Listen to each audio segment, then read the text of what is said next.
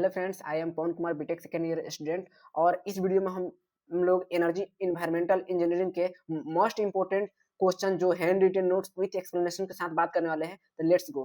Question है कि explain solid waste management and its classification with their advantage and disadvantage.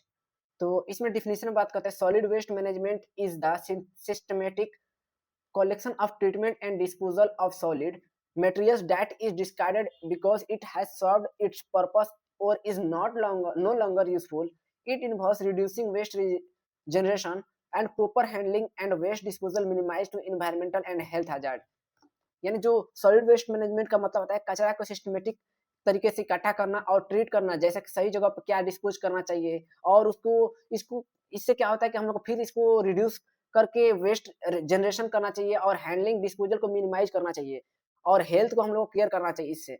अब बात करते हैं इसके कॉजेज क्या है या सोर्स ऑफ सॉलिड वेस्ट क्या क्या होते हैं। तो सबसे पहले कॉज में आता है, कारण में, तो म्युनिसिपल सॉलिड वेस्ट यानी MSD.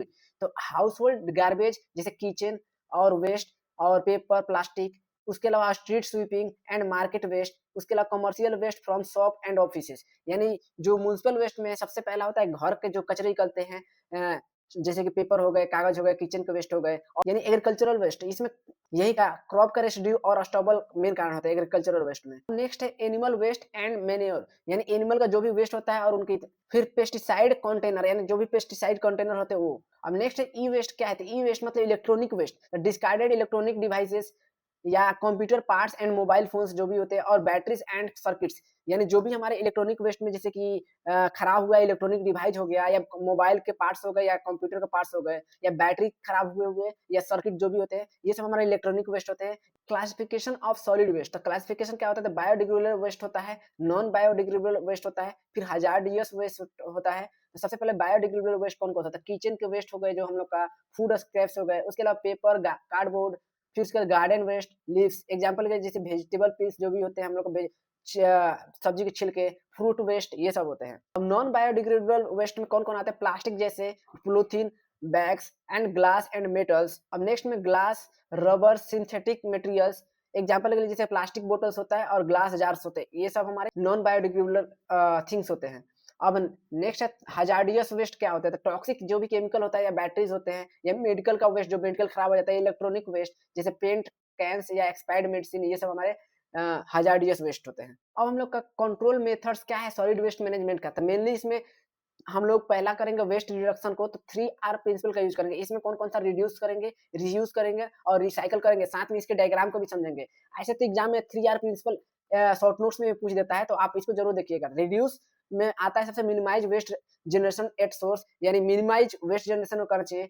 Avoid single use to plastic, यानी प्लास्टिक का यूज कम करना चाहिए। एग्जांपल के लिए using cloth bags instead of plastic bag, यानी प्लास्टिक बैग के जगह पर क्लॉथ बैग का यूज करना चाहिए। नेक्स्ट है इसका कि रीयूज क्या-क्या है? तो use items multiple times before disposal, यानी इसको यूज करने से पहले हम लोग को मल्टीपल टाइम्स इसको डिस्पोजल करना चाहिए, डिस्पोज करना चाहिए। रिपेयर्स रिफर्बिश प्रोडक्ट को करना चाहिए। फिर एग्जांपल के जैसे रीयूजिंग ग्लास बॉटल्स, यानी ग्लास बॉटल को जब बार-बार यूज करना चाहिए। अब रिसाइक्लिंग क्या करना चाहिए 3R प्रिंसिपल में? तो convert waste into new product, यानी जो भी वेस्ट प्रोडक्ट होते हैं उनको न्यू प्रोडक्ट में कन्वर्ट करना चाहिए। प्रोसेस मटेरियल टू मैन्युफैक्चरिंग, यानी जो प्रोसेस मटेरियल होते हैं उनको मैन्युफैक्चर करना चाहिए। एग्जांपल जैसे रिसाइक्लिंग पेपर को करना चाहिए, प्लास्टिक हम लोग को रिसाइकिल करना चाहिए, मेटल को, ग्लास को, ईटीसी। अब नेक्स्ट है इसका कि डायग्राम क्या होता है? तो डायग्राम में जो सॉलिड वेस्ट होते हैं सबसे पहले उसके बाद सेग्रीगेशन होता है। अब इसके डायग्राम को समझते हैं। तो सबसे पहले होता है सॉलिड वेस्ट, यानी सॉलिड वेस्ट सबसे ऊपर में होता है। फिर उसका सेग्रीगेशन करते हैं, यानी उसकी सेपरेशन करते हैं, अलग-अलग करते हैं। फिर वेट वेस्ट को हम लोग एक साइड में करते हैं। तो वेट वेस्ट मतलब गीला जो भी कचरे होते हैं उसको कंपोस्ट करते हैं। फिर उसका ड्राई वेस्ट होता है उसको रिसाइकिल कर देते हैं। अब 3R प्रिंसिपल का ये डायग्राम होता है जो ट्रायंगल शेप में होता है। पहले रिड्यूस होता है, फिर रीयूज होता है, फिर उसका रिसाइकिल होता है। तो ये हमारे एक साइकिल में चलते रहते हैं और ऐसे हम लोग सॉलिड वेस्ट मैनेजमेंट करते रहते हैं 3R प्रिंसिपल के द्वारा। ये एक बेस्ट रिसोर्स है जो कि सॉलिड वेस्ट मैनेजमेंट को हम लोग का अच्छे प्रोडक्ट मैन्युफैक्चर करता है। अब कंट्रोल मेथड्स में दूसरा सॉलिड वेस्ट जो कंट्रोल करते हैं उसमें आता है बी पार्ट में हम लोग का इंडस्ट्रियल वेस्ट कंट्रोल। तो इसको adopt cleaner separation and technology and enforce strict regulation and environmental audit. तो इसका मतलब हुआ कि जो हम लोग को सबसे पहले जो भी नया-नया टेक्नोलॉजी आ रही है उसको यूज करके हम लोग क्लीन करेंगे और उसको एडॉप्ट करना चाहेंगे। फिर इन्फो रेगुलेशन एनवायरमेंटल में जो भी ऑडिट होते हैं हम लोग का उसको स्ट्रिक्ट माना करेंगे कि एनवायरमेंट को क्या करना है, पोल्यूटेड नहीं करना है और गंदा नहीं करना है। अब सी में हम लोग का आता है थर्ड में कि प्रॉपर मैनेजमेंट कंट्रोल मेथड में जो प्रॉपर मैनेजमेंट कैसे करें? तो सबसे पहले setup waste to waste energy plants of power generation, यानी जो सेट करना चाहिए हम लोग को वेस्ट जो भी एनर्जी होता है उसको फिर से पावर उसका जनरेट करने के लिए। फिर establish efficient collection of segregation system sources, यानी एस्टेब्लिश करना चाहिए कि जो भी हम लोग कलेक्ट किए कचरे या वेस्ट किए हैं उसको सेपरेट कर दें, सेग्रीगेट कर दें सिस्टम से। फिर develop sanitary landfills with leachate treatment, यानी इसका मतलब हुआ कि जितना भी हम लोग डेवलप किया हुआ सैनिटरी लैंडफिल हो गया या लीचेट होते हैं उसका ट्रीटमेंट को यूज करना चाहिए। अब इससे इफेक्ट क्या क्या होते हैं कि इफेक्ट सॉलिड इन्वेस्टमेंट से इफेक्ट क्या पड़ता है? सबसे पहले इन्वायरमेंटल पोल्यूशन पे इफेक्ट पड़ता है कि improper disposal and contaminant soil पे पड़ता है, वाटर पे पड़ता है, बॉडीज पे पड़ता है and air through the leachate and toxic emission, इन सभी पे हम लोग का इन्वायरमेंटल इफेक्ट करता है। अब हेल्थ में हजार्ड में क्या पड़ता है? Breeding ground for disease vector like mosquitoes and rats spread disease such as dengue, malaria and plague, यानी जो हम लोग का हेल्थ पे ऐसा इम्पैक्ट करता है कि जो जब भी हम लोग का ब्रीडिंग होता है कचरा इधर-उधर फैलता है तो उससे क्या होता है कि मॉस्किटो फैल जाते हैं और रैट इधर-उधर हो जाते हैं, जिससे क्या होता है डेंगू हो जाता है, मलेरिया हो जाता है और प्लेग फैल जाता है। अब नेक्स्ट है एस्थेटिक लॉस या डिग्रेडेशन क्या होता थी? Unsightly waste dumps and detract urban landscapes and reduce the property values.